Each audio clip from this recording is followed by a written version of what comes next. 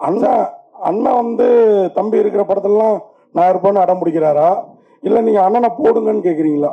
ஏன்னா அவரும் இன்னைக்கு ஒரு பெரிய ஆமா ஒரு பிஸி பிஸி ஆர்டிஸ்ட் ஆயிட்டான்.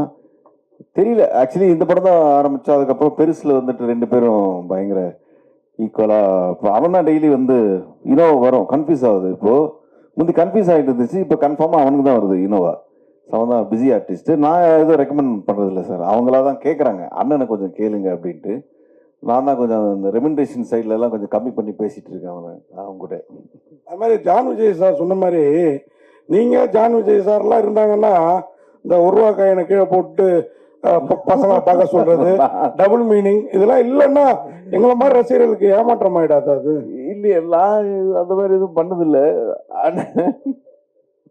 சரி சார், நெக்ஸ்ட் இதுக்காக அடுத்து சரி இப்போ ஏதாவது ஒன்று சொல்லுங்க. அந்த ஒரு ரூபாய் காயின் இல்லை, இப்போ யாருமே ஒரு ரூபாய் காயின்லாம் யூஸ் பண்ணுறதில்ல, எல்லாம் ஜிபே, அதனால பிரச்சனை கிடையாது எங்களுக்கு.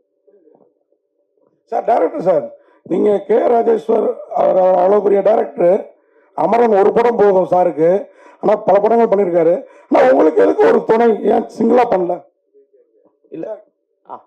இல்ல சார், இயக்குனர் என்ன கான்செப்ட்? ஆமா, இவர் என்னோட பெரியமா பையன் தான், என்னோட தம்பி தான் அவரு. நான் வந்துட்டு ஒரு 8 வருஷமா 10 வருஷமா அட்வர்டைஸ்மெண்ட்ஸ் பண்ணிட்டு இருக்கேன். அந்த ஆடு காலத்துல இருந்தே ரெண்டு பேரும் ஒன்னா தான் பண்ணிருக்கோம். ஸோ அப்பதுலேருந்தே நாங்க ஒன்னா அப்படியே இது பண்ணதுனால தான். ஆமா, விட்டு கொடுக்க கூடாது. Correct sir. ஆமா, மேபி ஒரு நாளைக்கு நான் வேணா தனியா பண்ணலாம், அவர் தனியா பண்ணலாம். பட் இப்போதைக்கு ஒன்னா தான் பயணிக்கிறோம். ஜான் விஜய் சார், நீங்க வரும்போதே கண்டென்ட் கொடுக்க போறேன் அப்படின்னு சொல்லிட்டு வந்தீங்க. இவ்வளவு பேர் மேடையில் இருக்கும்போது யார் நடிப்பையும் பாராட்டல. நீங்க ஹீரோ கூட மூக்கு அப்படி சொல்லிட்டீங்க. மணிகண்டன் வந்து நடிப்பு அருமையா நடிச்சிருக்காரு, பிரமாதமா நடிச்சிருக்காருங்க. ஐஸ்வர்யா ராஜேஷ் சொல்லிதான் நீங்க பேசிட்டீங்களா வரும்போதே போன் பண்ணி, என் தம்பியை கலை அண்ணன் சொல்லுங்க அப்படின்னு? இல்லை சார், ஒரு நல்ல நடிகனுக்கு ஒரு நடிகனை பார்த்தா உடனே ஐடென்டிஃபை பண்ணுறது ஈஸியாக ஐடென்டிஃபை பண்ணிடலாம் சார்.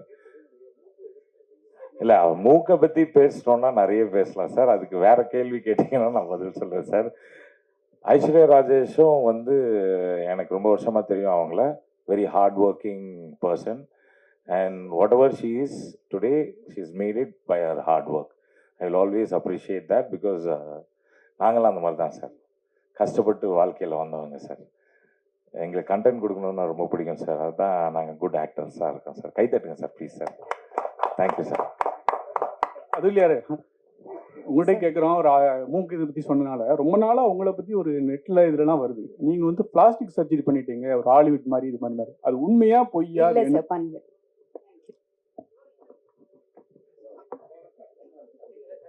பண்ணல